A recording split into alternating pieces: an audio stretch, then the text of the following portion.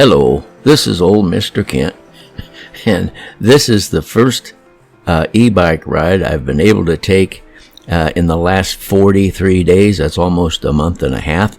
And I generally ride it for exercise every morning. Plus, I can also use it to go places to fly my drone. And if you've been following my channel, you know all about that. Well, so the last time I rode my e-bike, it had 2,400 miles on it because I ride it every day plus going places. And so I wasn't thinking, and I burned up the battery.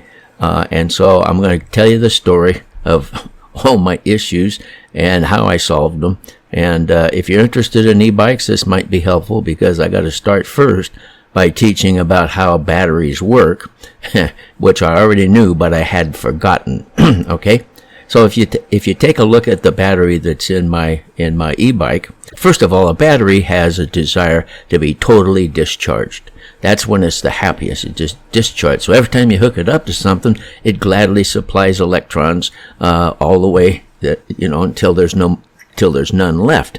And so when it comes time to charge it up, then you just actually you put electrons in the same way they came out, and so the charger is stronger than the battery, and so the battery loses. But there's a war going on in there because the battery does not want to be charged, and so it heats up.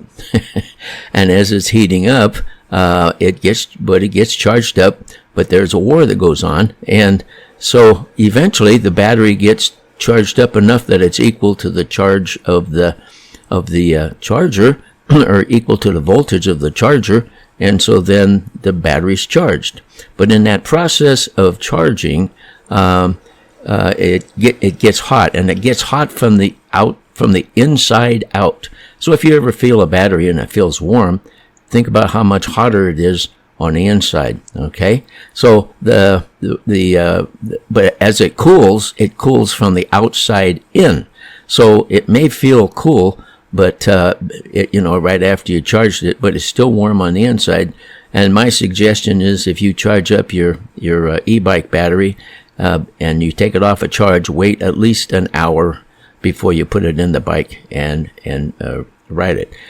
So anyway, you don't want to burn up your battery. So there's a link in the descriptions of the last ride that I took, and as I was finishing that ride, and I went and picked up the mail, the battery needed to be charged, and so I just rode it in parked it next to my son's shop, and brought the charger out and hooked it up, and went on in the house. Well, it turned out that day to be 95 degrees, and it had been sitting out there from, maybe 6:30 in the morning, charging. And so now the sun was shining on it. It was 95 degrees out, which means that the things that you touch when it's 95 degrees here in Arizona, they're hot. So the battery was even hotter than 95 degrees at that point in time. Well, my wife wanted to get a birthday card sent. And so about 10 o'clock in the morning, she said, something about it'd be nice to get that in the mail so it'd get there before the guy's birthday. And so I said, well, here, give it to me and I'll take it and charge it up. And so, or take it and mail it. And so I go out in the 95-degree weather, I unplug the bike and jump on and start riding. I go about 500 feet, and everything quit. Everything stopped. What happened was, the battery was hot on the inside, and from hot on the outside and hotter on the inside, and so I end up burning up the battery. It's a 54-volt battery, and when I took it to check it, only had 27 volts. So one of the two cells burned up, basically, and so I had to order a new one. Well, I ordered my new one. I ordered the battery from Rad Power Bikes, which I'd been buying stuff from for the last couple of years, and it was $650, and I had, including shipping and all that stuff, and I had to wait 10 days because they had to order it from China and to get it here.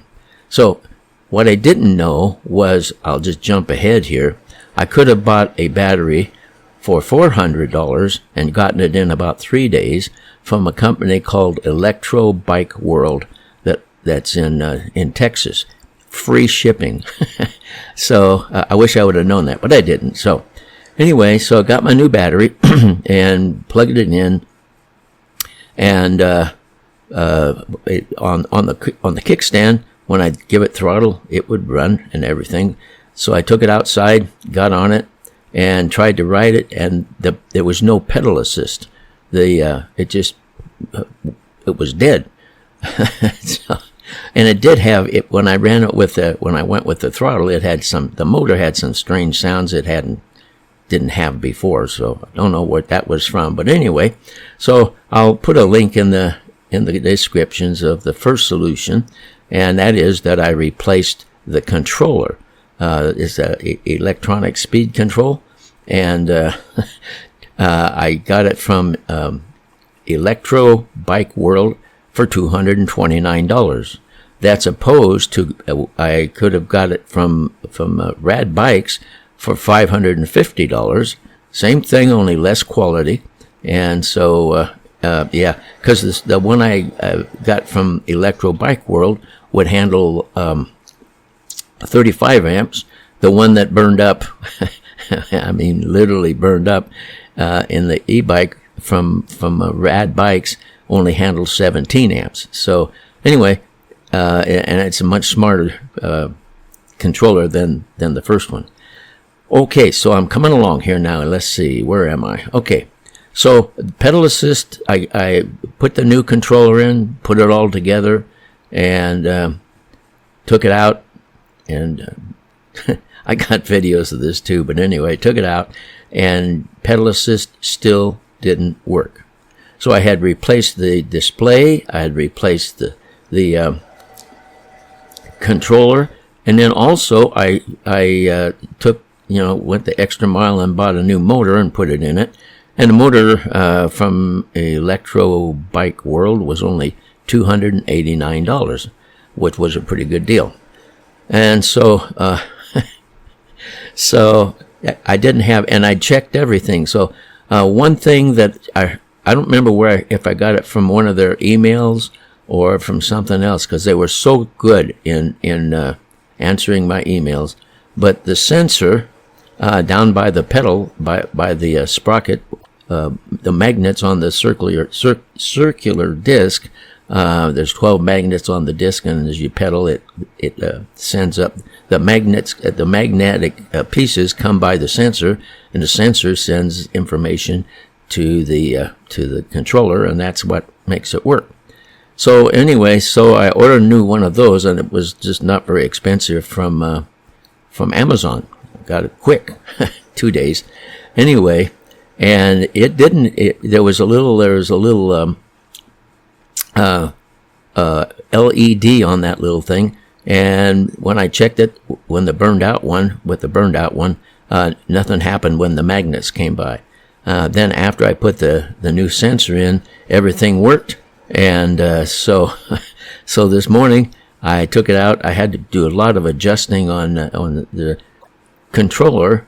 Has a whole lot of settings that you can change, and it took me a long time to get all the settings fixed and everything. But anyway, so everything's working fine, and so thank you for listening to my story. I guess it wasn't all that long, but I want to thank you for watching, and God bless.